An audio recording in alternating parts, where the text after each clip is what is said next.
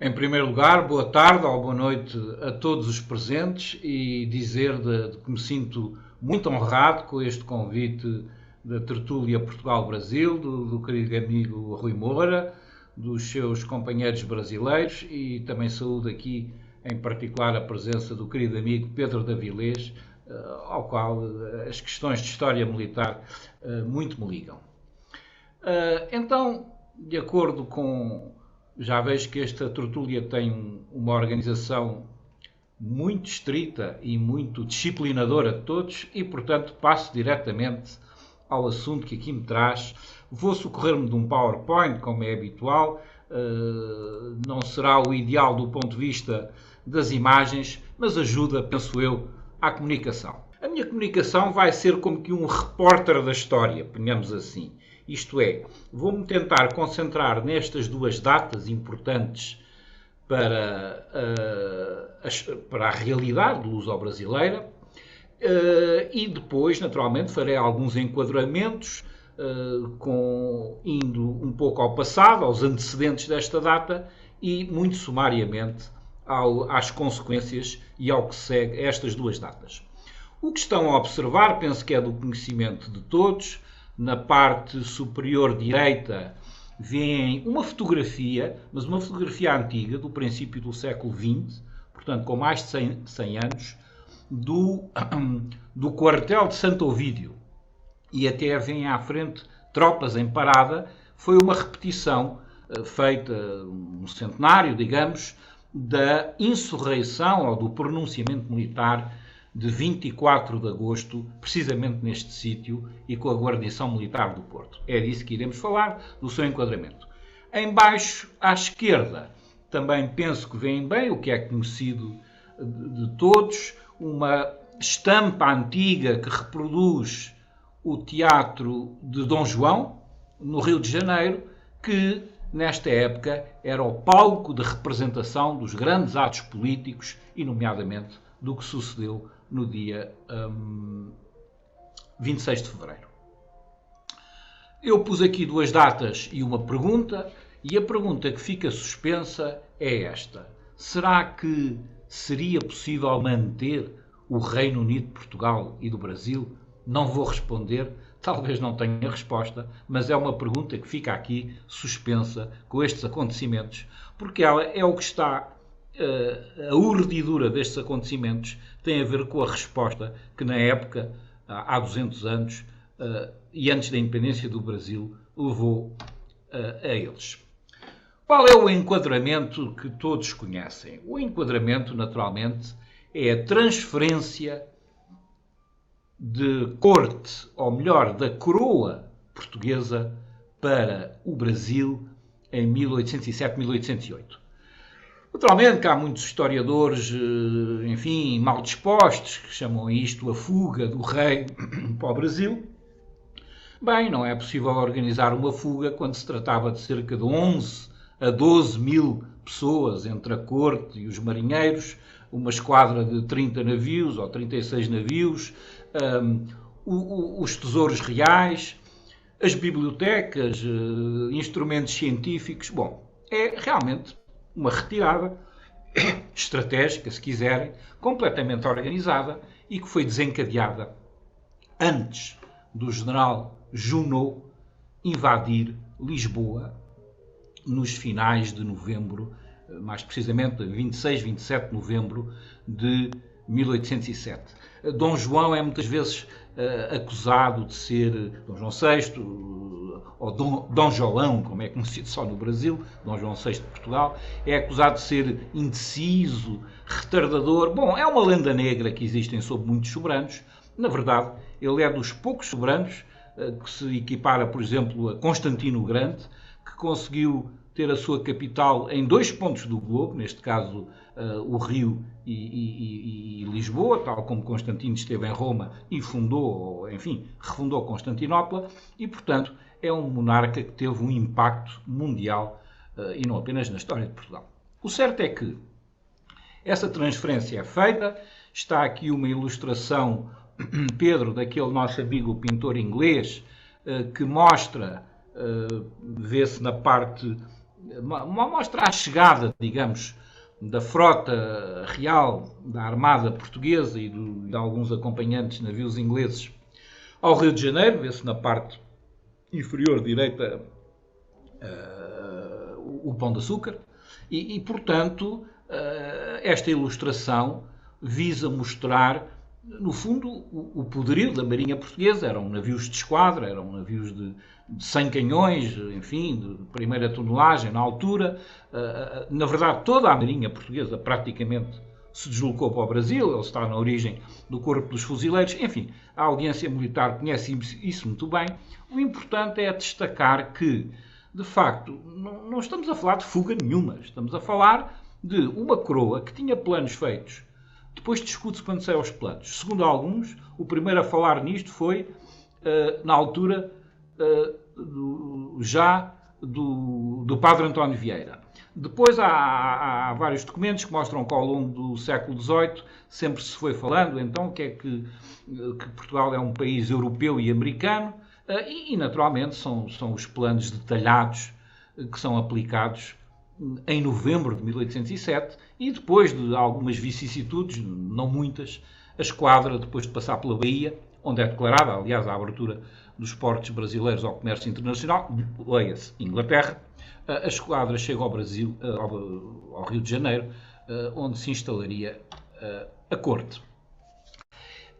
Os enquadramentos das nossas duas datas. Bem, é conhecido como é que a presença da coroa no Rio e a sua influência no Brasil, precisamente, o Brasil torna-se a sede da monarquia portuguesa.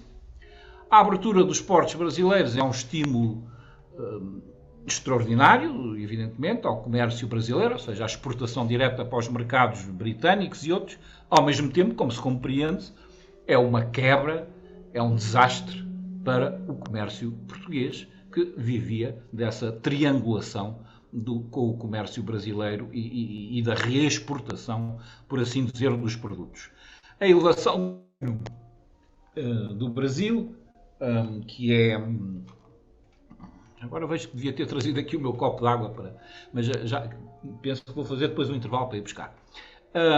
A elevação do Brasil a reino em 1815, com o que isso significa, entre muitas outras coisas, da transferência da tramitação judicial, e, portanto, os tribunais passam a ser completamente independentes de Portugal. A divisão administrativa, a criação de indústrias, de instituições autónomas, isso é tudo conhecido da audiência brasileira, os bancos, e o desenvolvimento cultural. Aqui diz universidades, não é exatamente universidade, eu penso que a primeira universidade brasileira, não sei se é de 1912 ou de 1917, mas formalmente, mesmo que não existisse o termo, as grandes escolas começam a surgir nesta altura. Também não vou insistir o que é conhecido de todos, de que o liberalismo não nasce no Brasil, as ideias liberais e de emancipação, naturalmente que não nascem no 26 de fevereiro. Pelo contrário, havia um ambiente propício para que elas fossem afirmadas e, como digo, não é preciso insistir como é que um grande conjunto de rebeliões, inconfidências, conjuras, revoltas, algumas, enfim, mais regionalistas do que propriamente políticas, mas outras com um claro sentido de emancipação, que depois estarão na origem da independência do Brasil. O que nos interessa agora focar é, então, como é que surge o 24 de agosto em Portugal. O país, Portugal e Espanha, tinham saído de uma guerra peninsular, ou de uma guerra de independência absolutamente devastadora. E dentro dessas invasões napoleónicas que constituem a primeira parte dessa guerra, e depois da contraofensiva portuguesa e espanhola que vai levar até as tropas portuguesas até França, até Toulouse, até Bordeaux, e o general Rui Moura citou essa minha obra que o Pedro Avilés estimulou muito, que tem o título curioso da invasão da França, agora que estamos em época de invasões, enfim, e em que o exército anglo-português, enfim, se destacou, mas no meio da guerra existe, como é evidentemente, a movimentação das populações. E em Espanha é preciso ter presente de que a criação do que se chama juntas provinciais, junta é um termo, os americanos diriam agency, como a NATO, é uma junta, uma entidade que tem um papel administrativo, mas em princípio não soberano, formaram juntas provinciais contra o rei intruso, o irmão de Napoleão. Essas juntas provinciais uniram-se, formaram uma Suprema Junta Governativa que convoca cortes. Cortes que são para serem cortes constituintes, quer dizer, para realizarem uma Constituição cujo modelo é muito evidente para todos.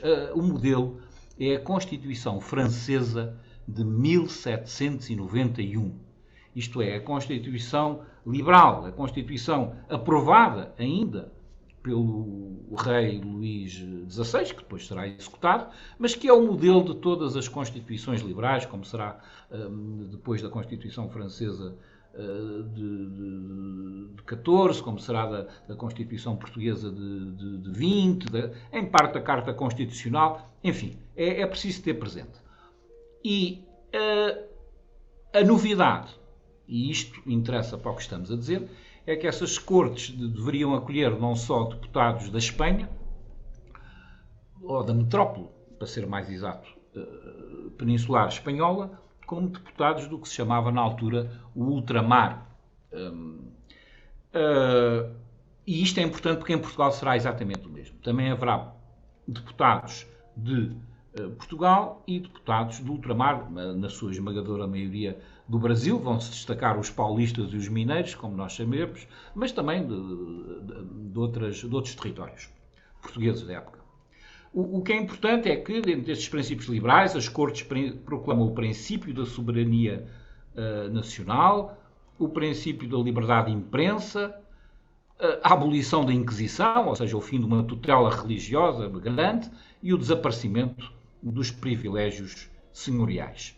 E, portanto, esta ideia da constituição de um poder limitado pela lei surge em Espanha, é promulgada em março de 1812, e isto é uma curiosidade, mas como era o dia de São José, ou é o dia de São José, aliás, e São José nos quadros, muitas vezes espanhóis, aparece com as letras PP, isto é, pai suposto, ou pai atribuído, então, por isso é que muitos espanhóis, ou os espanhóis que se chamam José, se chamam Pepe, por causa disto, José, Pepe, e então, para fazer passar a Constituição, é uma manobra de propaganda, chamaram a Constituição La Pepa, como se fosse a Josefa, digamos assim.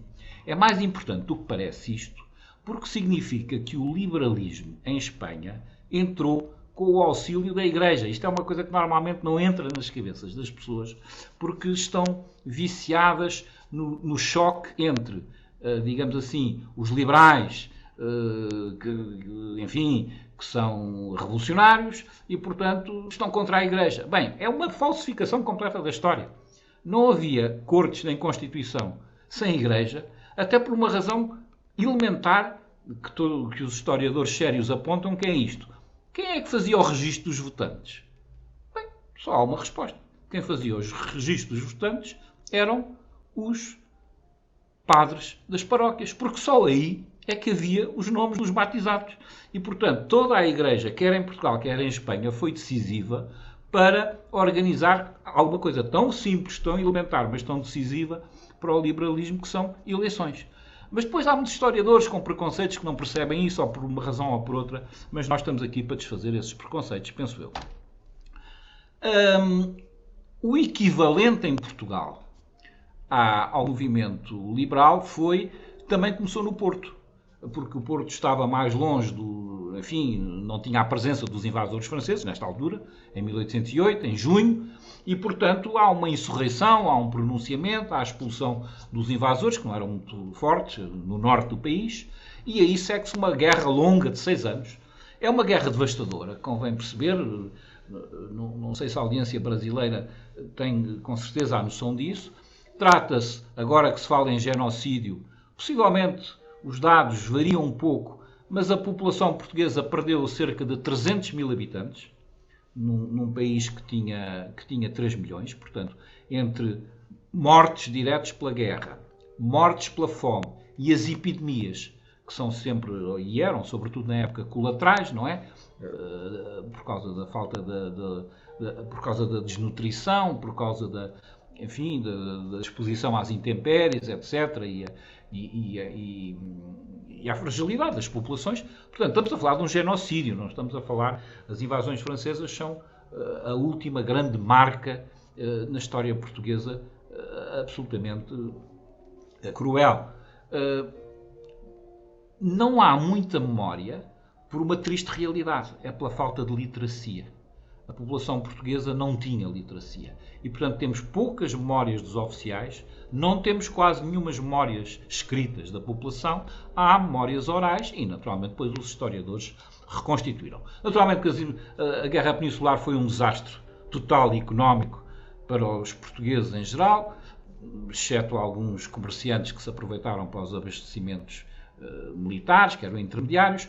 Foi um desastre financeiro para o Estado português, ou melhor, para a regência, para o governo português, porque perdeu todos os réditos das alfândegas, precisamente resultante do desaparecimento do comércio com o Brasil, e, portanto, no fim da guerra, Portugal tem uma vitória militar gloriosa, extraordinária, os seus soldados são considerados por Wellington os galos de combate, os melhores soldados da Europa, mas a população está de rastos, o país está destruído, e, portanto, é uma vitória com sabor muito amargo, é uma libertação, mas que dá origem a um grande ressentimento.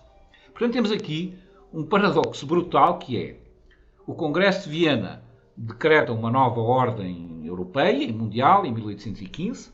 Portugal é um dos presentes e, através da habilidade de Palmela, que já vamos falar dele mais hoje, consegue marcar alguns pontos nesse Congresso, mas isso era, digamos, o Estado, ou o Reino, ou a coroa portuguesa.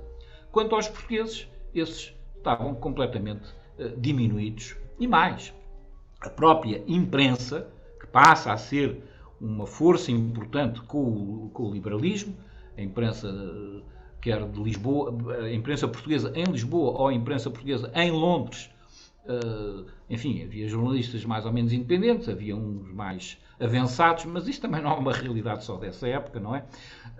O certo é que esses jornalistas, essa imprensa, dizia que Portugal trocara de posição com o Brasil. As expressões dos jornalistas portugueses são muito claras. De antes, o Brasil era uma colónia de Portugal, a partir de 1815, Portugal é uma colónia do Brasil. Isto é dito assim, em muitos tons. Além disso, havia uma má vontade dos que consideravam que Portugal era um protetorado da Grã-Bretanha. As questões são mais complexas do que esta, fica para as perguntas, mas o certo é que quer o Marechal Beresford, quer os oficiais ingleses, tinham permanecido com o agremã do rei Dom João VI em Portugal, e isso irritava alguns dos seus camaradas de armas portugueses, como se viu com a conspiração falhada e aliás, estranha e um pouco surreal quase, do general Gomes Freire. Ora, eu agora queria mudar. O certo é que são estes descontentamentos que levam, vamos chamar-lhe, uma parte da classe média portuguesa que tinha tido contactos com os ingleses. O mais importante deles, por exemplo, deste grupo, é o desembargador, o jurista, Manuel Fernandes Tomás. Ele tinha sido condecorado pelos britânicos, tinha uma enorme admiração, aliás, pelo liberalismo britânico, tinha sido,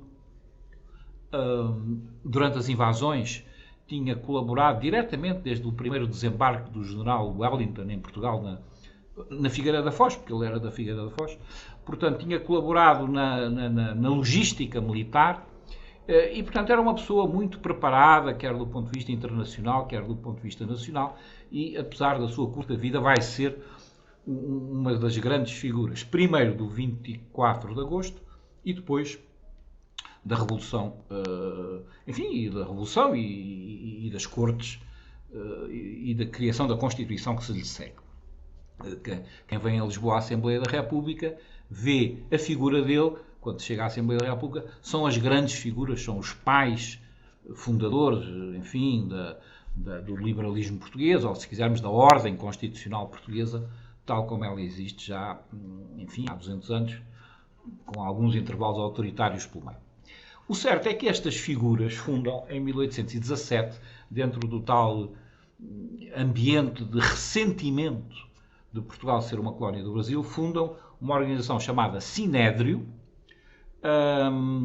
e são estes que estão aqui: Manuel Fernandes Tomás, um jurista, um outro jurista, lá está, que é, como estão aí a ver o nome dele, e finalmente o comerciante muito influente no Porto, José Ferreira Borges, vindo do Porto.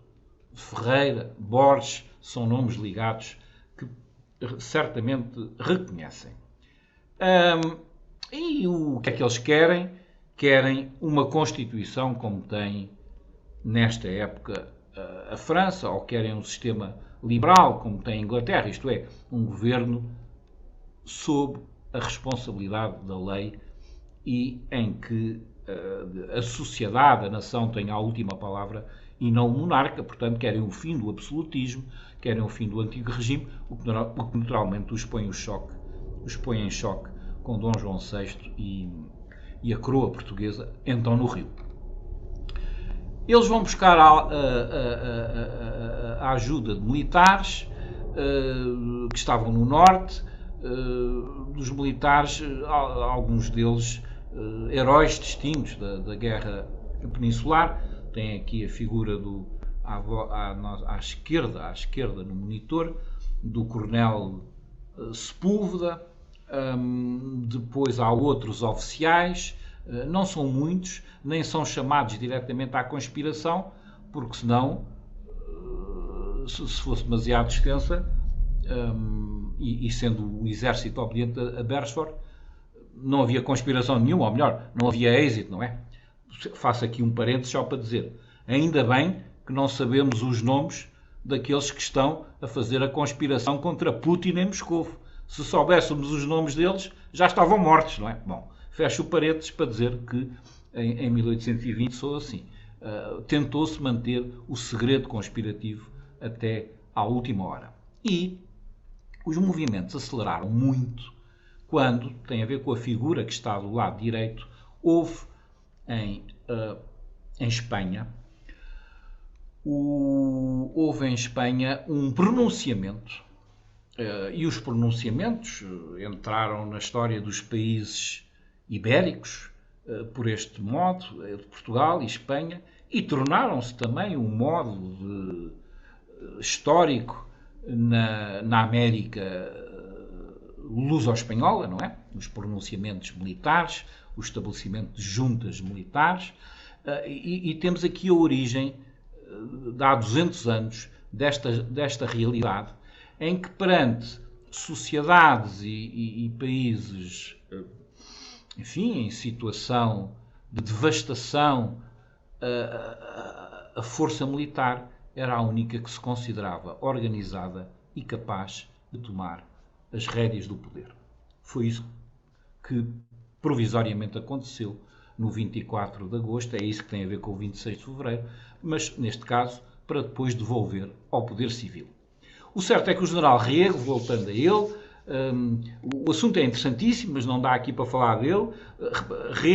Riego ia reocupar, tem isso presente, o general Rafael del Riego, ia reocupar o Uruguai, a futura província cisplatina, ocupada, ou se quiserem invadida, por Portugal, ocupada por Portugal, precisamente com as tropas gloriosas, absolutamente imparáveis, que tinham ido da divisão auxiliar, que tinham ido de Portugal no fim da Guerra Peninsular, e que eram os veteranos da Guerra Peninsular que naturalmente esmagaram todos os, enfim, o caudilho uruguaio e as suas hostes, conquistaram Montevideo, etc, etc.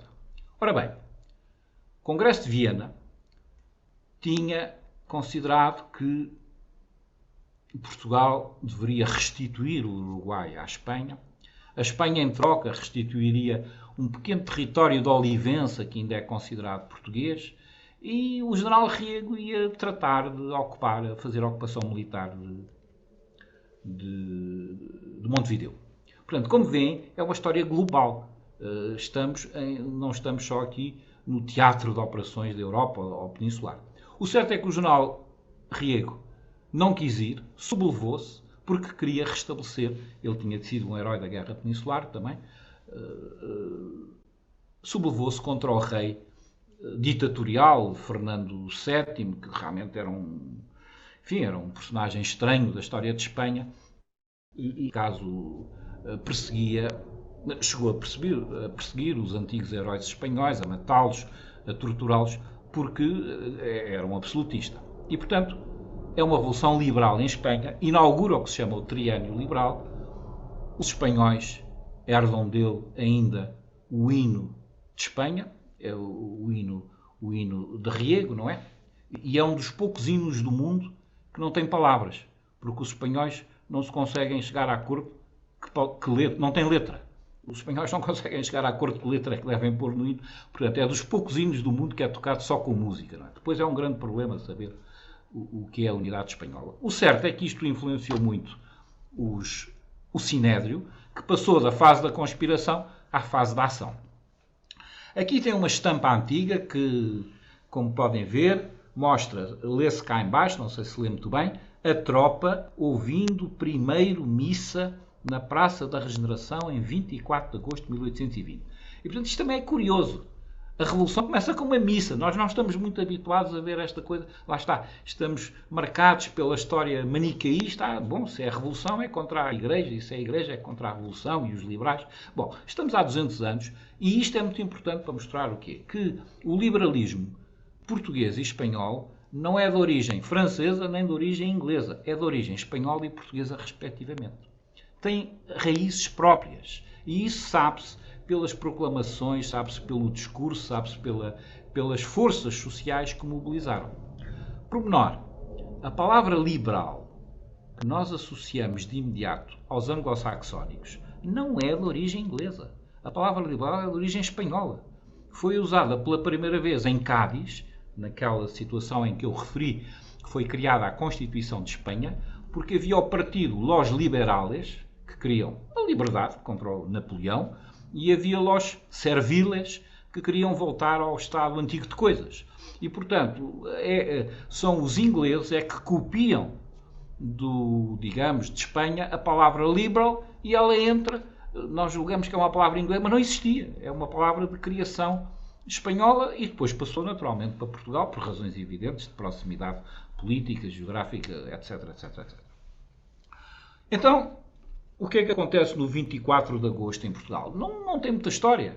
A guarnição, as tropas do Porto, isto é, o 6º Regimento de Infantaria, o 18º Regimento de Infantaria, mais uma vez, eram unidades absolutamente de elite do exército português, que se tinham distinguido em todas as batalhas da Guerra Peninsular, mais o Regimento de Artilharia do Porto, juntam-se e dizem queremos uma Constituição como em Espanha e queremos que essa mudança histórica seja o restabelecimento das liberdades portuguesas. Isto é, o vocabulário, podemos dizer, a liturgia, as práticas dos revolucionários de 1820 não é uma cópia de sistemas franceses ou ingleses, é original.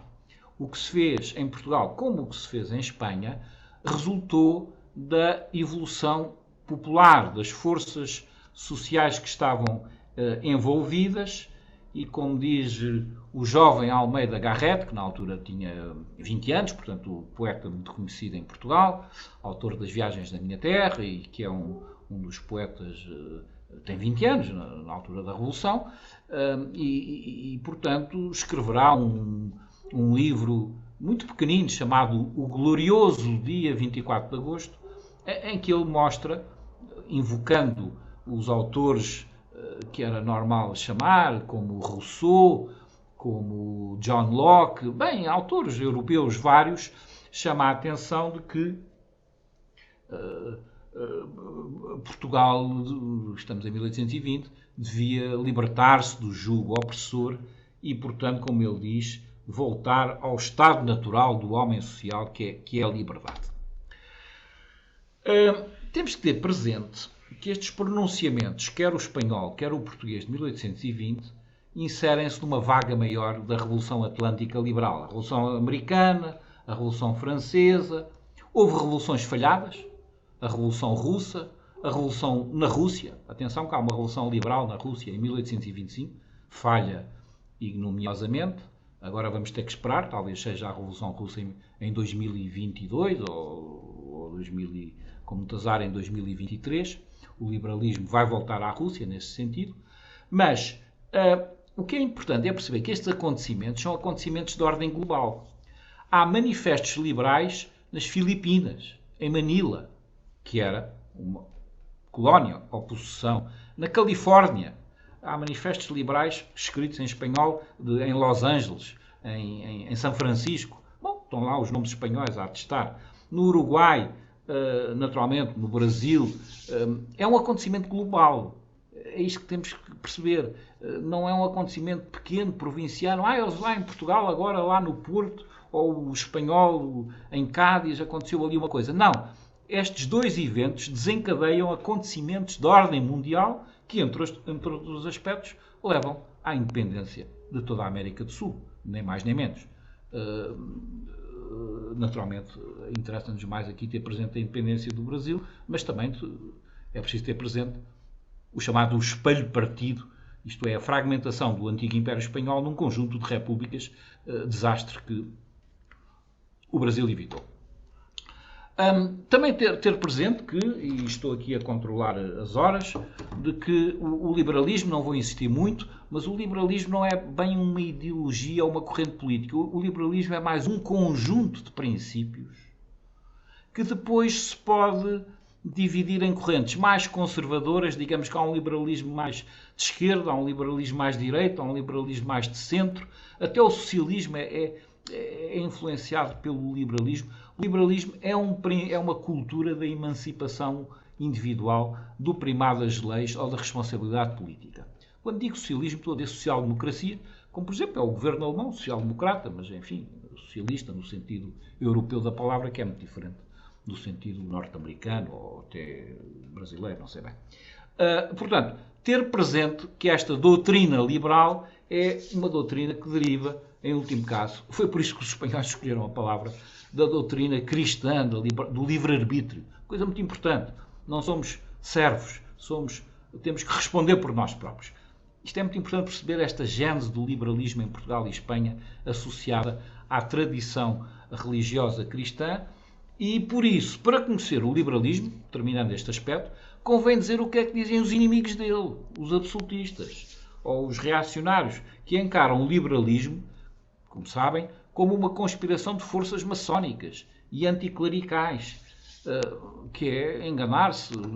Obviamente que havia maçons entre os liberais, isso está fora de questão. A importância que a maçonaria tem ou não, se realmente, quando é que Dom Pedro, por exemplo, adere à maçonaria com o nome do chefe índio, aderiu antes de fazer a independência. Portanto, há muita coisa que mal contada e que é preciso ver bem. Agora vamos à tal ideia do repórter da história. Não esquecer o problema decisivo de que estamos numa época em que Portugal e Brasil eram separados pelo menos por 3 meses. Ou 2, 3, se a navegação era muito atrasada, 4 meses. Isto é, os acontecimentos não são simultâneos. Levam tempo, o que significa que as respostas políticas têm que ser feitas um pouco por pacotes e por antecipação. Porque receber uma notícia, passado 2 meses já ela ter acontecido, e responder a ela politicamente, esperando 2 meses para atravessar o Atlântico para dizer, bom, então vejam que estamos num quadro político completamente diferente do nosso tempo de comunicação, enfim, instantânea quase, ou permanente. Ou seja, a Revolução foi em agosto, mas só em outubro, a 17 de outubro, é que soube no Rio que tinha havido uma Revolução em Portugal. Portanto, agosto, setembro, esta foi uma comunicação relativamente rápida, menos de 2 meses. Chegou a notícia da Revolução Portuguesa. E, portanto, a coroa, Dom João, estava com uma alternativa que ele já tinha previsto há muito tempo. Todos sabiam isto. Se ele ficava no Brasil, perdia a coroa de Portugal. Se voltava a Portugal, era certa a perda do Brasil. Este foi o drama, é a tal resposta. Seria possível a unidade brasileira manter-se o que existia na altura? O Reino Unido, Portugal e Brasil? Bom, certo é que a 11 de novembro, estamos na reportagem, chega a notícia da criação, digamos assim, de uma junta, isto é, que não era só a Revolução que tinha acontecido, mas Portugal todo, não era só a Revolução do Porto, mas Portugal todo estava sob o domínio de uma junta militar. E, portanto, perante isto, a coroa tinha 3 hipóteses. E essa junta militar tinha prometido, digamos assim, fazer eleições, criar cortes e, portanto, instaurar um regime com as novas liberdades. A coroa tinha, no Rio de Janeiro, tinha 3 hipóteses. Ou não aceitava nada disto, tentava dissolver as cortes, ou aceitava tudo, ou tentava negociar um compromisso.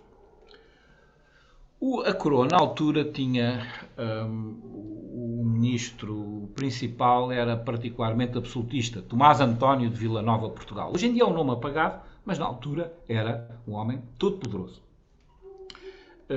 No fundo era quase ministro único, porque os outros tinham morrido. Araújo, que é um homem extraordinário, que é o homem que concebe a transferência da corte para o Brasil, António de Araújo, e cujo legado da biblioteca está no Rio, como é que se chama a instituição portuguesa?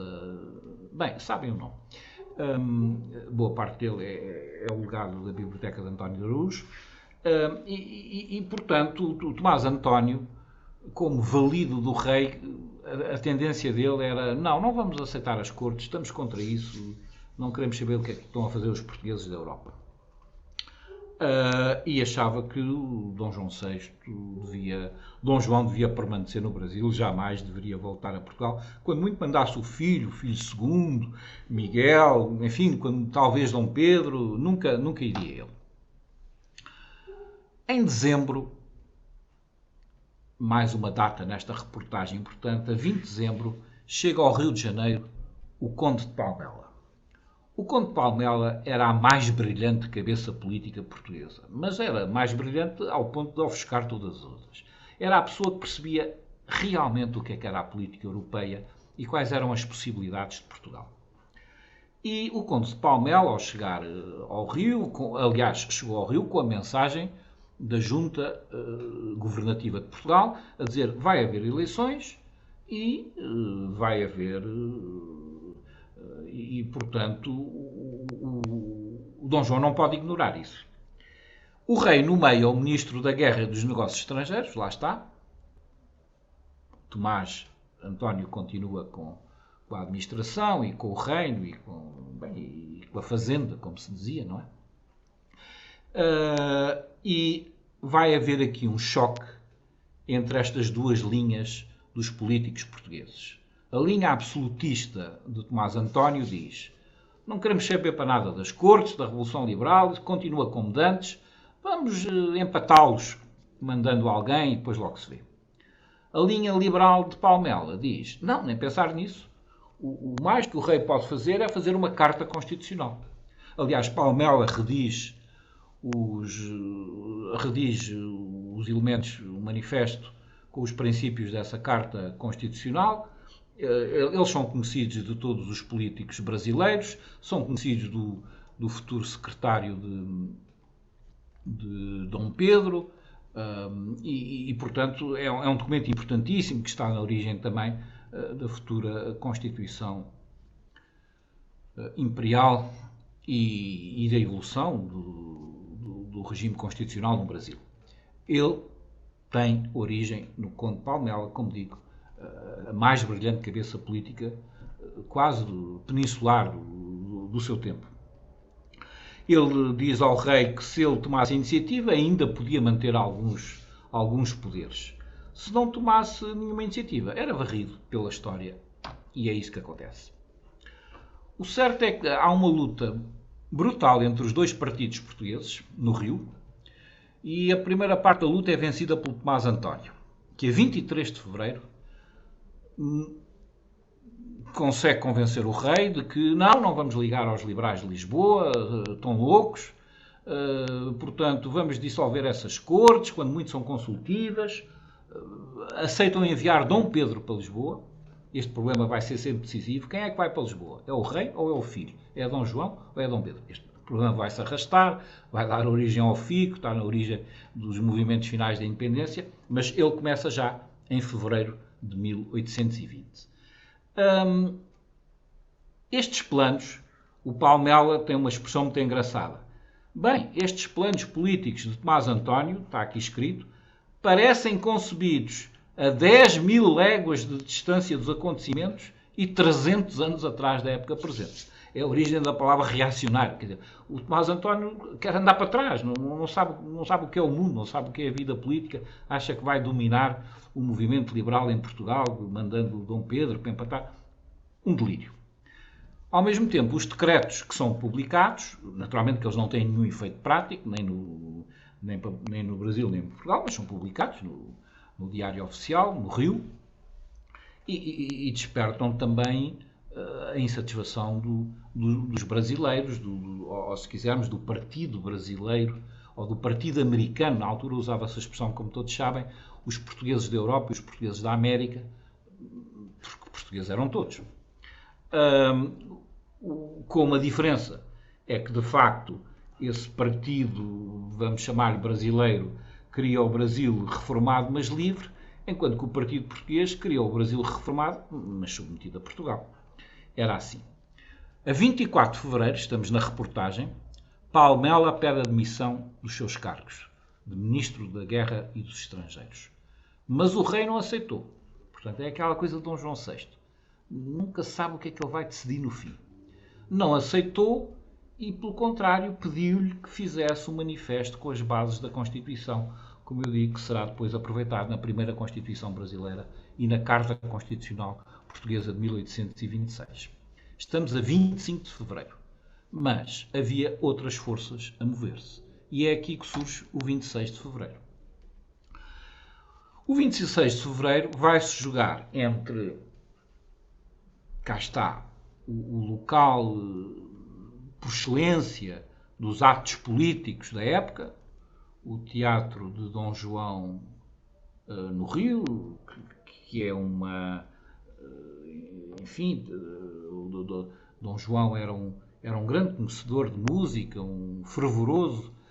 Em Lisboa existe o São Carlos, que é enfim, mais grandioso, mas mandou fazer, adaptar este teatro-ópera no Rio, e o Paço de São Cristóvão. O Paço de São Cristóvão, à altura, era assim. Era mais modesto, digamos, tinha só um torreão, estamos em 1820, e depois é que vai ter muitas obras até chegar a esta versão neoclássica em meados do século XIX, e vou voltar a ele no final por causa daquele incidente trágico que houve com o Paço de São Cristóvão. Mas o pronunciamento, o que é o pronunciamento? Como se vê pela gravura, é uma réplica de todos os pronunciamentos peninsulares. Convoca-se a tropa, e neste caso a tropa, mais uma vez, eram os corpos de elite do exército português, que estavam no Rio, depois de que ainda estavam no Rio. O seu comandante era o ilustre general e herói da Guerra Peninsular Jorge de Avilés e, portanto, a tropa faz um pronunciamento, os militares, e o que é que eles pedem? Pedem que haja uma Constituição em Portugal igual à de Espanha, igual à de Cádiz. Isto é, pedem o mesmo que os liberais de Lisboa. Ao longo do dia, estes acontecimentos começam de madrugada, estamos em fevereiro, portanto é o verão, não sei a que horas é que o sol nascerá no Rio por essa altura, em 7 de fevereiro, mas nasce muito cedo, os acontecimentos começam às 6 da manhã, e ao longo do dia vai haver uma série de peripécias que agora não interessam tanto, elas estão relatadas, em que o Dom Pedro anda para trás, para a frente, entre o Rio, ou melhor, entre o Teatro Dom João e o Paço de São Cristóvão, levando as notícias ao pai, o que é que se passa e o que é que acontece. E, naturalmente, que Dom Pedro não agiu isoladamente. Aí há várias apreciações históricas, mas uma coisa é certa, Dom Pedro nunca agiu contra a vontade do pai. Agiu com opções políticas, talvez diferentes da que Dom João gostaria, mas essa sua lealdade entre o pai e o filho é um dos aspectos assombrosos e muito importantes e que vão marcar, aliás, vários anos da disputa da independência brasileira, uma independência que, enfim, que deixou mais sangue do que às vezes nós pensamos, que realmente só termina, é reconhecido por Portugal em 1825 e que causa uma grande mágoa a Dom João, porque é o fim do sonho de uma geração a que Dom João pertencia, que era o sonho da unidade luso-brasileira, mas um sonho que talvez fosse impossível.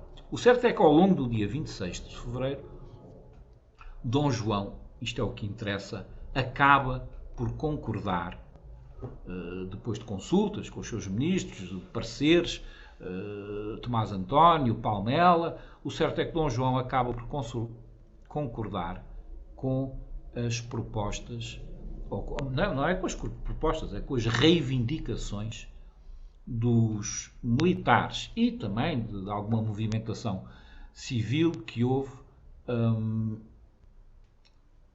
para aderir ao movimento liberal de Lisboa e de estar em compasso e em sintonia com esse movimento.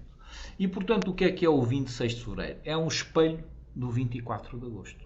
É uma réplica no Rio de Janeiro do que se passou no Porto no 24 de agosto, porque há um alinhamento completo entre as forças que têm o poder, a última palavra, as forças militares, neste caso, no caso é a divisão auxiliar que estava no Rio, mas também tropas brasileiras, ou melhor, tropas do exército português do Brasil, não eram apenas as que se iam deslocar, há uma unanimidade nesta fase ainda entre os militares, há o apoio dos setores brasileiros independentistas por várias razões e o que acontece é que se destaca-se, e estou a acabar, destaca-se a figura de Dom Pedro, que era um jovem com 22 anos, entrou na arena política. Ele não tinha tido papel político, nem tinha que ter até então, e realmente ele mostrou capacidades, diz-nos Palmela, mostrou um gênio impulsivo que o vai tornar, digamos, um dos obreiros importantes, ou principal mesmo, da independência brasileira, juntamente, naturalmente, com os irmãos Bonifácio e muitos outros, e que depois o vai tornar também o introdutor do liberalismo em Portugal, depois de ele ter feito a abdicação de imperador do Brasil. E esta entrada de Dom Pedro tem que ser apreciada também do ponto de vista geopolítico, porque é o passo para ele manter a unidade brasileira. Mais uma vez, ao contrário da América Espanhola, que ficou cindida em 7, 8, 9, 12, enfim, não sei quantas repúblicas separadas, não é? O Brasil, com o país gigantesco e que também tinha tido movimentos separatistas, como Pernambuco, e vai voltar a ter no Rio Grande do Sul e outros, o certo é que esta intervenção de Dom Pedro é decisiva e vai-se manter, como o Itamaraty chama, o sentido joanino, isto é, o Brasil não se pode dividir em bocados, a Amazónia para um lado e o Rio Grande para o outro. O Brasil tem uma unidade, primeiro foi imperial, agora é republicana, mas é sempre, ou federal, mas é sempre essa unidade importante. Naturalmente, o que aconteceu a seguir, muito rapidamente, ao 26 de fevereiro é conhecido, divergiram as forças, aqui está muito simplificado, é mais complexo do que isto, mas digamos o Partido Brasileiro e o Partido Português entraram em divergência no Brasil e os deputados portugueses, as cortes portuguesas, fizeram tudo o que era possível para, digamos, liquidar o acordo. Provocaram o Brasil até os brasileiros se fartarem. Não tiveram qualquer tacto na forma como queriam novamente manter o Brasil sob dependência. Os planos de Palmela e do Rei eram haver um governo rotativo, uma capital que às vezes estivesse no Rio, outras vezes estivesse em Lisboa. Haver dois parlamentos, um parlamento no Rio e um parlamento em Lisboa, sob uma única Constituição. Bom, nisso não se afigurou viável, e talvez não fosse, é tal questão que fica para a história, como o nariz de Cleópatra, não se sabe se isso tivesse acontecido, mas o que aconteceu não foi a cisão entre os dois partidos e pouco depois Dom João regressa a Lisboa, como as cortes tinham exigido, porque Lisboa é que era a capital e aí é que devia estar a sede, estava a sede do governo e, portanto, devia estar a sede do poder executivo, do rei também, e com isso, epílogo. Em 2018, ardeu o Paço Imperial de São Cristóvão, o Museu Nacional, com todas as coleções absolutamente extraordinárias que tinha. Mas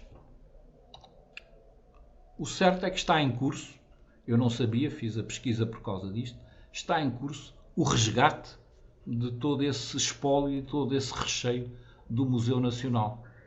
Lá está, fundado em 6 de junho de 1818 por Dom João VI, mais outra entidade, Museu Real, no centro do Rio de Janeiro, etc, etc, na Quinta da Boa Vista, o tal, ando para trás só para mostrar, isto é, o centro dos acontecimentos do 26 de fevereiro. É isto que está em jogo. Ardeu em 1818, mas está a ser reconstruído, parece que, isto é, boa parte das coleções conseguem-se recuperar. Eu li com muita emoção e com muito gosto, não sabia que estava tão adiantado a recuperação do espólio e portanto, isto é de 2021, portanto já houve 500 dias desde o incêndio, eles dizem que ainda têm trabalho para os próximos 2 anos ou mais 500 dias, e eu deixei isto aqui como um epílogo porque, de facto, esse museu e o Paço de São Cristóvão é uma homenagem a essa unidade que será eterna, por assim dizer, de Portugal e do Brasil, e nesse sentido não estamos a falar só dos acontecimentos de há 2 séculos, mas estamos a falar da nossa realidade. E com isto, peço desculpa por me ter alongado mais do que queria, mas terminei a minha intervenção. Muito obrigado, Mendo, absolutamente extraordinário. Todos aprendemos muitíssimo. Vou abrir agora então a sessão a quem quiser fazer intervenções ou quiser fazer alguma colocação ou fazer perguntas. Já tenho aqui assim uma inscrição. Podem se inscrever ou no bate-papo ou podem se inscrever levantando a mão. Já temos aqui sim 2 inscrições. E vou, se calhar, então, passar a palavra primeiro ao Rui Carita, que foi o primeiro inscrito. Rui. Boa noite. Muito boa noite. Os meus parabéns, como é lógico. Estamos mais ou menos em perfeita sintonia. Há sempre dificuldades de articulação, na medida em que eu geralmente penso um bocadinho como estando na Madeira, entre Londres, Lisboa e Rio de Janeiro, e às vezes as coisas não coincidem bem. Mas eu gostava de dar os parabéns pela indicação logo de início. Atenção, até meados do liberalismo não há vida oficial fora da Igreja. Não há vida oficial fora da Igreja. As pessoas, para nascerem, têm que ser batizadas. Para casarem, os padres têm que perguntar se há dúvidas, se há não sei o quê, se podem casar ou não casar. E quando morrem, também não morrem sem a Igreja fazer o registro. Aliás, vai ser a guerra enorme ao longo do XIX, isto é em relação à Madeira, que é o que eu conheço mais, que é os governadores terem acesso a esses registros. Porque depois, logicamente, nem todos os párocos os fornecem ainda hoje, como é lógico, já a outros níveis e outras questões e a nível de arquivos. Depois eu gostaria de também acrescentar que, por exemplo, 828, quando há a volta ao absolutismo, todos os cônegos da Sé do Funchal eram liberais. Todos. Não eram um ou dois. Havia dois que tinham vindo com o bispo, e que logicamente vão para Génova com ele e muito bem, e morrem lá, graças a Deus. Deus também é justo. Mas de resto era tudo liberal. Porque havia uma tradição enorme de relação comercial entre os meios enfim, das principais famílias em relação à vida política inglesa, como é lógico que era a bitola falar nisso. E mais, e grande parte dos cônegos e párocos de freguesia, etc., eram maçons, tinham reuniões maçónicas, inevitavelmente. Claro que a maçonaria é secreta, não temos acesso, mas não tenho dúvidas, ainda hoje a igreja mais barroca da Madeira, a igreja de São Jorge, tem um teto perfeitamente maçónico, quer dizer, é uma coisa assustadora, do olho de Deus, os pés de cabra em chamas, não sei mais que, os ofícios todos, está lá tudo e mais alguma coisa formada de hoje. Depois, mais engraçado é uma proposta que eu tenho agora para a Comissão de História Militar, que é a passagem depois divertidíssima pela Madeira dos deputados brasileiros fugidos. Quando o Brasil se torna independente, há uma série de desgraçados que estão em Lisboa e entram em paranoia. Quer dizer, e agora para onde é que a gente vai? Fogem para Londres, como é lógico, arranjam um barco que não passava por Lisboa e foi parar à Madeira.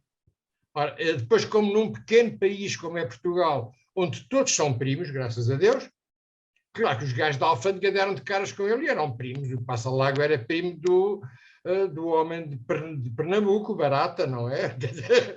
Logo deu logo de caras com ele e tal, e descobre que estavam lá todos. E isso é excepcionalmente depois interessante, até para mostrar os partidos já que se formavam a ideia, porque a Madeira, nessa altura, há um grupo, infelizmente, que acha que era muito mais lógico ou ficar na dependência da Inglaterra ou ficar como uma das regiões do Brasil, aderir ao Brasil, que devem calcular que é aqui pertíssimo, não é excepcionalmente fácil uma coisa dessas. De qualquer maneira, os meus parabéns, tudo.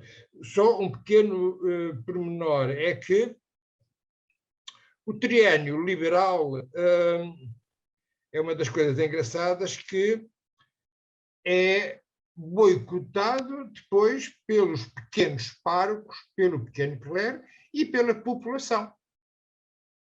Em Espanha, como depois vem acontecer em vários sítios em Portugal, porque essa gente é que não entende o que está em causa, não é? Logo, quando se fala em povo, é sempre francamente difícil falar quem é o povo. Aliás, a voz do povo, a gente ouve nos jogos de futebol, nos arraiais e pouco mais, quer dizer, falar em voz do povo, mesmo na Assembleia da República, é muito difícil encontrá-la, não é? Mas pronto, é um pormenor. Muito obrigado. Muito obrigado, Rui Carita. Mendo, quer dizer alguma coisa? Quer já contrapor ou aguardamos? Não, contrapor, antes pelo contrário. Primeiro, agradecer a intervenção do Dr. Rui Carita, de cujas obras sou leitor e admirador, e eu penso que é muito importante que ele tenha reforçado a dizer que a Revolução Liberal não se faz contra, vamos chamar-lhe a religião cristã, e que, portanto, que a luta entre clericalismo e liberalismo é uma luta forçada. Em Portugal, de facto, a chamada, por exemplo, a Associação do Registro Civil, que era um dos movimentos mais importantes que levou à República em Portugal, era precisamente por causa do registro civil, no fundo, que era para tirar das mãos da Igreja esse registro dos nascimentos e, portanto, essa informação sobre a população, que foi decisiva durante decénios do liberalismo, como o Dr. Rui Carita disse, não é? Porque não eram só os registros, era a própria organização eleitoral. Nessa altura as eleições faziam-se em 3 fases. Primeiro havia os eleitores primários, que escolhiam delegados secundários, que por sua vez escolhiam os deputados. E nada disso se fazia, aliás, isso fazia-se nas igrejas, nos adros, nos templos, não é? Eram esses os locais de voto e de escolha, por razões evidentes de segurança e de estarem lá os registros. E, portanto, aqui esta tertúlia fica quase como uma missão de pormos fim a essa guerra, digamos, entre a Igreja e o Estado, alimentada por forças ou de extrema-direita ou de extrema-esquerda, que estão interessadas precisamente em criar conflitos para depois se aproveitarem deles, não é? Portanto, obrigado, Dr. Rui Carita. Não, repare, é uma coisa e é uma situação que se mantém depois ao longo do liberalismo. Lembrar, por exemplo, o bispo de Viseu, que é uma das figuras interessantíssimas, e fartava-se de gritar: a religião é como o sal na comida, nem muito, nem pouco, tenham juízo, tenham calma, aguentem-se. Logo, gente, enfim. Muito obrigado, Rui. E passava agora a palavra para Viseu, já que falámos em Viseu, vamos passar a palavra ao José Luís Nogueira. Boa noite, José Luís. Muito boa noite a todos. Não vou falar do bispo do Marmeleiro, que tinha o exemplo do palco que ele debatia. Antes de mais, agradecer o interesse, o excepcional interesse desta comunicação e os detalhes que nos trouxe. Aprendemos muito. E isso criou-me aqui uma curiosidade, antes do slide em que refere o Congresso de Viena. Eu falo em 4 invasões francesas. O Genoa, o Sul e Macena são aquelas que são mais conhecidas. Refere-se ao apoio que foi feito a uma delas, ou há aqui alguma novidade para mim, nomeadamente? Muito obrigado. Muito obrigado sobre a sua pergunta. Tão importante, primeiro, quanto o Bispo de Viseu, já em 1870, 80, não é? E estadista português, é, nesta altura de 1820, a figura de Frei Francisco de São Luís, que será futuro cardeal patriarca de Lisboa e que é o presidente nem mais nem menos do que das Cortes Constituintes. Lá está, mais uma vez, quando se vai à Assembleia Nacional, qual é a figura que está a presidir? Na altura as reuniões eram no que é agora o Palácio das Necessidades, que é o Ministério dos Negócios Estrangeiros, ou das Relações Exteriores, como se diz no Brasil, penso que é assim. Portanto, à frente das Cortes Constituintes estava um frei, um sacerdote, mas sem problema nenhum, e é ele, um intelectual distintíssimo, um defensor de Camões. Os escritos de Frei Francisco de São Luís de há 200 anos sobre Camões ainda são lidos, porque ele considera que Camões devia ser o patrono, está na altura de encontrar figuras nacionais, e há um grande culto a Camões nesta altura, do Garrett, aliás, do grande compositor que também lhe dedicou, digamos assim, o Requiem à memória de Camões, do Domingos Sequeira, o grande pintor português. Portanto, Camões é uma figura muito elogiada como, dentro do início do romantismo, como a figura da pátria portuguesa, e há, portanto, figuras religiosas que aderem completamente ao liberalismo. Quanto à sua pergunta, não é simples. Eu estudei isso, lá está, na coleção que tínhamos com o Pedro Avilés. Trata-se da invasão das Beiras pelo Marechal Marmont em 1812. A historiografia ainda não consagrou, mas pronto, aparentemente eu fui a primeira pessoa que dei atenção a isto. Durante 1 mês e meio, o Marechal Marmont saqueia, ocupa, derrota, aliás, as milícias portuguesas na Guarda. As únicas bandeiras portuguesas que foram capturadas em batalha são bandeiras das milícias dos regimentos de Aveiro e do Porto, que foram derrotadas na Guarda, não é? E o Marshal Beresford, que não era para brincadeiras, castigou essas milícias, enfim, fez uma série, agora são pormenores. Mas resumindo, no livro chamado Salamanca, Salamanca, que é uma batalha em 1812, eu descrevo esses pormenores que precedem a Batalha de Salamanca, que é a invasão das Beiras pelo Marshal Marmont. Muito obrigado, Mendo. Alguém quer fazer uma intervenção ou colocar uma questão? Temos o Pedro Avilés. Pedro. Eu queria só acrescentar aqui uma informação que julgo que possa ter interesse para todos os nossos ouvintes, que é sobre a figura do Palmela, que o Mendo começou por referir e lembrou que era realmente das figuras mais inteligentes na altura. O Palmela é para já, socialmente, um homem muito cosmopolita. A avó era da família real de Hannover, o pai embaixador de Portugal em várias cortes da Europa, ele acompanhou o pai, e depois, portanto, teve uma vida muito internacional. E nessa vida, sobretudo quando o pai era embaixador na corte de Saboia, e que ele depois, aliás, continuou como encarregado de negócios quando o pai morreu, ele nessa altura, trava-se de relações com uma grande escritora conhecida de todos nós, a Madame de Staël, grande promotora do liberalismo, era a grande inimiga do Napoleão e a grande amiga do Benjamin Constant, que vai ser depois o principal figura ideológica francesa do liberalismo. Esta convivência com essa gente faz que quando ele vem para Portugal e passa a ter funções políticas em Portugal, nomeadamente ministro de embaixador na corte de Espanha, nem a corte, embaixador junto da Junta de Cádiz, depois embaixador em Londres, e depois é que o Dom João o chama para o Brasil, ele vem, portanto, já aivado de todo esse liberalismo anti-revolução francesa, porque a Madame de Staël e o Benjamin Constant eram os grandes inimigos dessa coisa, no fundo porque entendiam que era forçoso acentuar a separação dos três Estados, era forçoso que o poder executivo tivesse, no fundo, dependente do Parlamento, e o que não era o caso da situação francesa. E portanto, é essa concepção ideológica que nós poderíamos pensar um pouco mais próxima do liberalismo inglês, mas que não é propriamente liberalismo inglês, que é uma evolução, como o Mendo disse muito bem, da Constituição de 1791.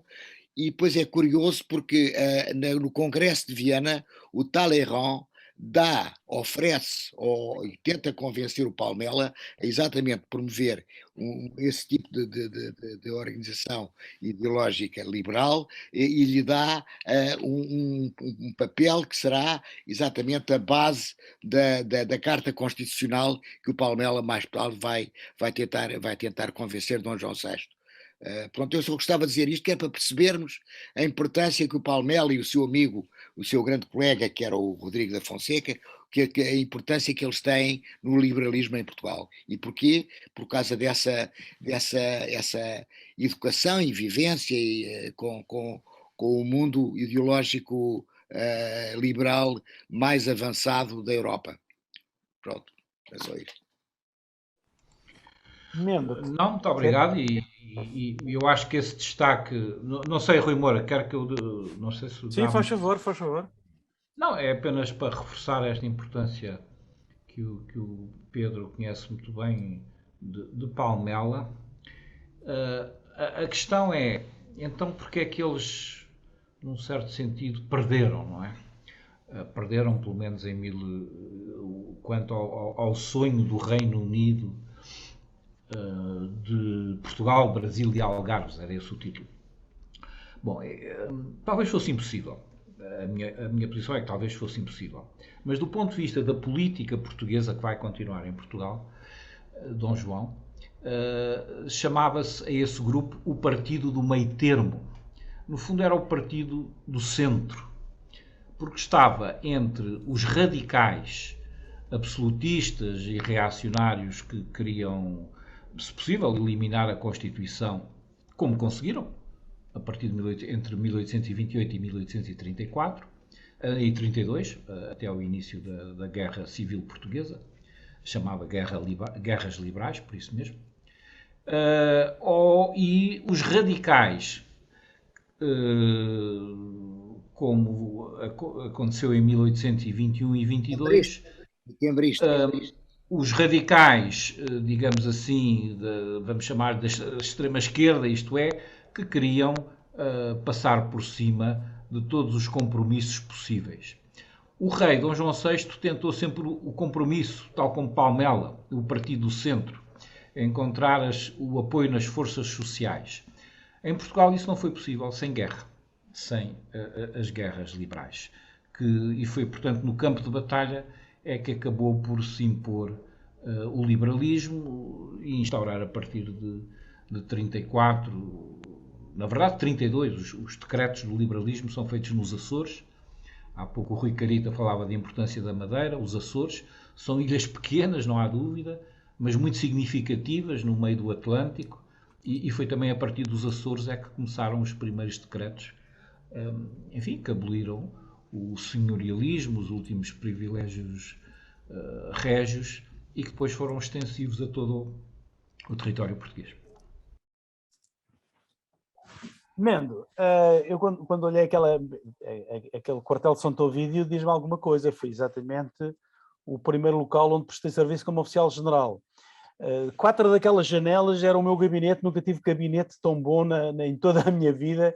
Era um gabinete extraordinário, exatamente no primeiro andar do quartel de Santo Ovídio. A minha questão coloca-se, de certa forma, de alguma contradição. Os oficiais ingleses que prestaram serviço no exército português, e eu, como sabe, eu fiz vários estudos e biografias de alguns destes oficiais ingleses, nunca foram em número muito exagerado.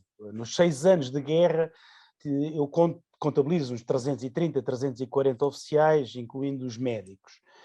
Mas num momento qualquer, porque eles entravam, saíam, houve alguns que tiveram alguns meses, outros que tiveram nos 6 anos, andavam por volta de 120, 140. Quando terminou a Guerra Peninsular, muitos destes 120, 140 que estavam em 1814 no Exército, alguns deles permaneceram. Não na totalidade, talvez metade deles, 70, 80, permaneceram no Exército Português, bem como o Marechal Beresford. E sempre se diz que é contra eles, no fundo, que há os levantamentos das unidades militares. Eles são quase todos coronéis, brigadeiros e majores-generais, eles estão realmente no topo da hierarquia, mas o que é uma verdade é que quando é feita a revolta de 1820, não há nenhuma reação nos regimentos que eles comandam, e portanto eles não teriam qualquer controlo. É muito interessante que todos eles são depois, pelas próprias cortes constituintes, são todos eles demitidos com honra, o que significava que eram dispensados com honra, e todos eles foram condecorados com a medalha de Torres-Espada se não a tivessem. E todos eles foi definido exatamente qual era a sua pensão de reforma, que tinha a ver com o seu tempo de serviço nas campanhas das peninsulares. É também interessante que mais tarde, já em 1834-35, há alguns deles que solicitam a Dona Maria II condecorações.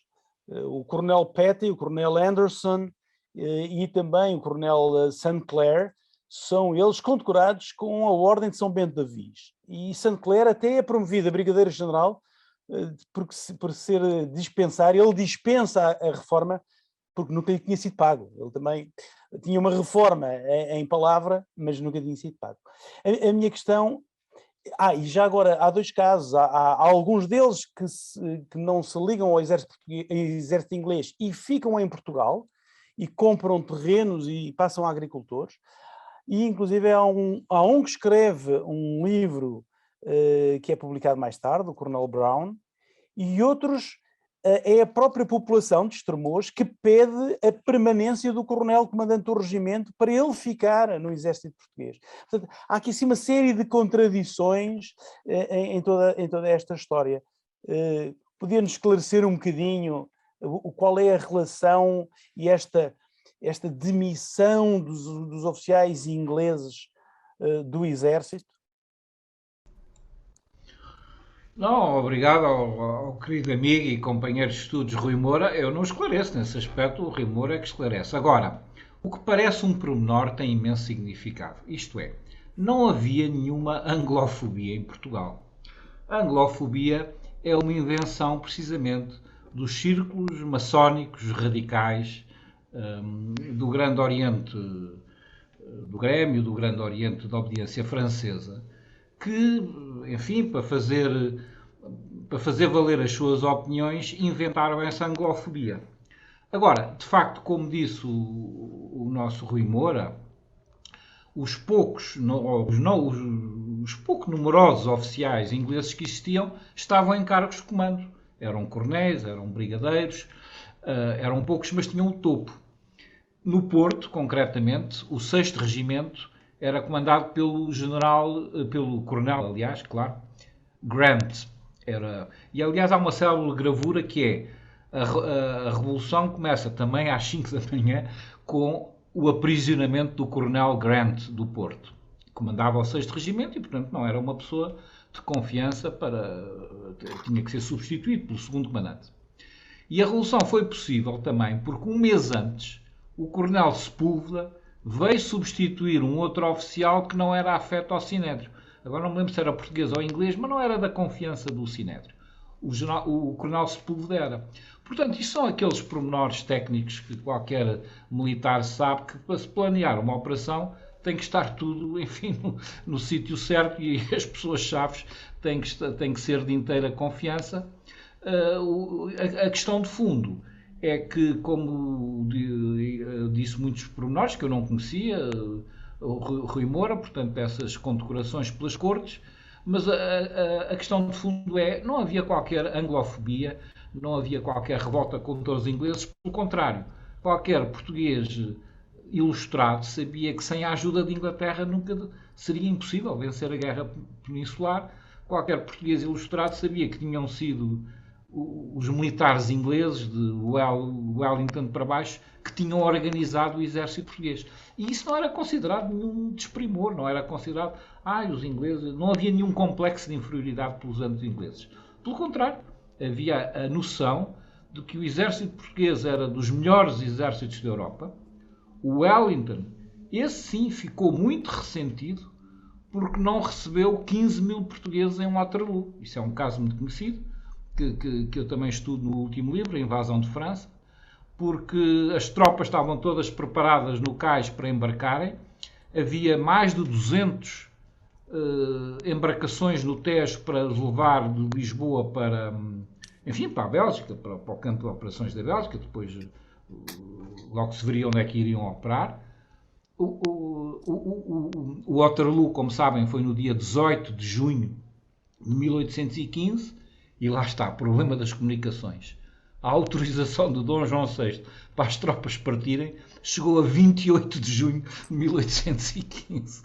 É um problema dramático e por isso não houve 15 mil portugueses. Se não tinha havido 15 mil portugueses na Batalha de Waterloo, o Congresso de Viena tinha-nos dado 10 vezes de indenizações, o papel, enfim, tinha sido outro papel português. Mas é assim, a história é feita de contingências e de particularidades que às vezes não são conhecidas. E quem não as conhece começa a ter preconceitos, são as pessoas que não sabem nada, são os ignorantes e arranjam visões genéricas sem conhecer a realidade da história. Exatamente, eu tenho exatamente a mesma visão, a mesma sensação que essa criação dessa anglofobia é uma construção posterior, sem dúvida nenhuma. Bom, estamos a chegar ao fim do nosso tempo, temos mais um inscrito, que é o Carlos Calado, que peço que seja muito sintético e faça a sua intervenção e pergunta à vontade, sem problema nenhum, o Mendes responderá, mas peço imensa desculpa, mas já fecho aqui assim as inscrições. Carlos. E vou ser muito rápido. Em primeiro lugar, felicitar o orador.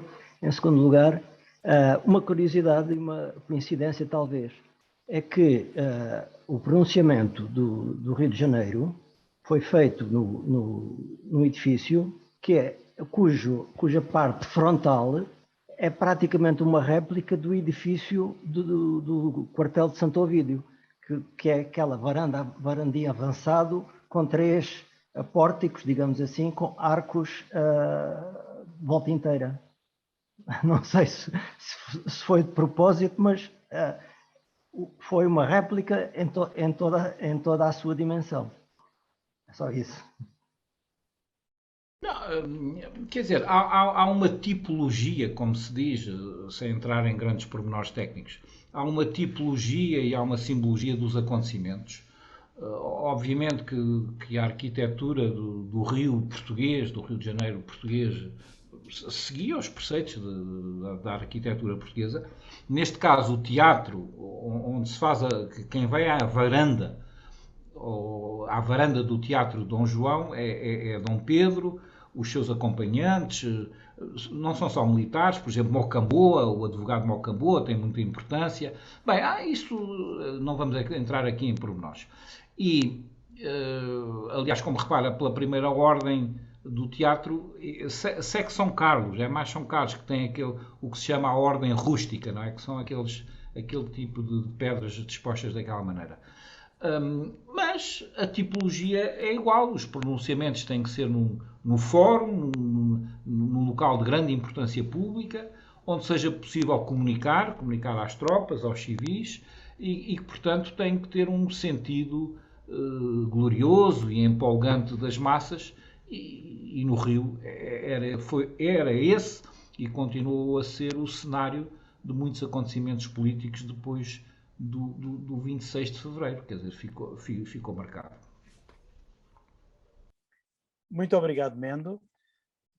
O tempo correu num instante, acho que foi uma excelente sessão. Muito obrigado por nos ter aqui trazido tema tão interessante e tão importante e pela forma como expôs. Pelo que eu estou a ler aqui assim no bate-papo, toda a gente achou muito interessante, uma excelente comunicação e todos lhes dão o cumprimento. Muito obrigado, Mendo. Antes de terminar, alguém quer intervir? Não.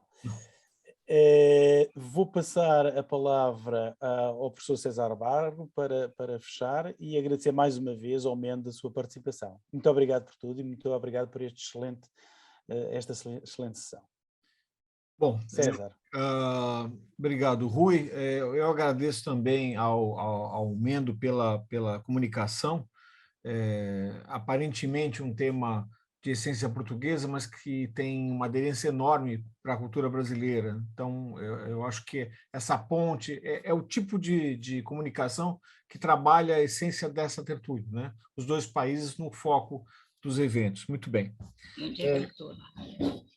Eu queria aproveitar agora, olha, eu vejo ali que a professora Miriam Ribeiro acabou aparecendo aqui. A professora Miriam, que está na tela para vocês aí, ela é a nossa próxima convidada no dia 21 de maio, né? A tertúlia de número 40. E sobre o que ela vai falar? Ela vai falar sobre engenheiros militares e profissionais portugueses na arquitetura religiosa do Brasil setecentista, século XVIII. Né?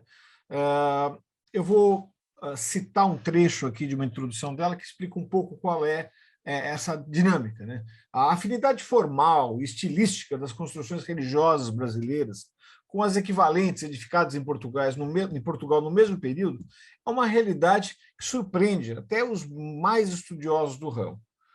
Nós não tivemos aqui, como no México ou no Peru, um barroco mestiço, que incorporasse elementos construtivos locais, já que nesta parte do continente americano, os portugueses não encontraram culturas indígenas com tradições sedimentadas de construções permanentes, né? Então, você tinha uma importação de materiais, mão de obra especializada, que se impôs em consequência desde os primeiros tempos da colonização, assim como a de complementos arquitetônicos, sejam eles peças para decoração, portadas esculpidas ou revestimentos de azulejo tão famosos aqui neste período.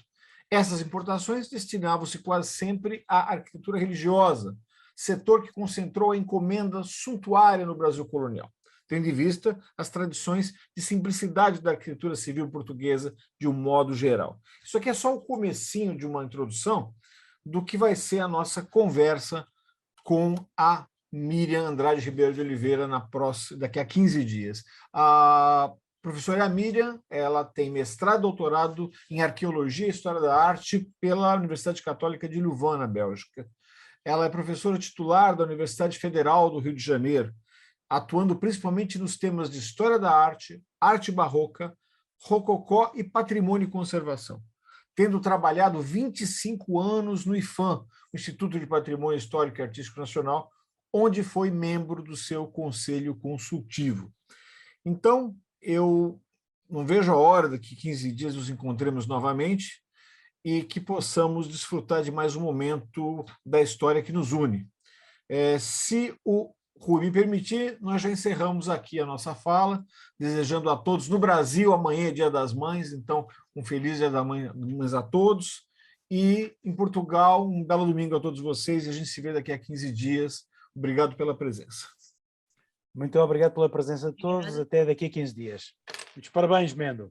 Muitos parabéns. Muito obrigado pelo vosso acolhimento e parabéns também pela realização desta tertúlia tão boa, não é? E como é virtual, se alguém quiser algum elemento, deixa aqui o meu contacto. Enfim. Só lembrando, estamos no mundo digital. Se eu tiver tempo, respondo com todo o gosto. Só lembrando que ao longo da semana essa tertúlia já vai estar disponível no canal. Para você saber disso, inscreva-se lá. E é isso. Tá bom? Bom domingo a todos. Até mais. Muito obrigado e bom domingo. Bom domingo.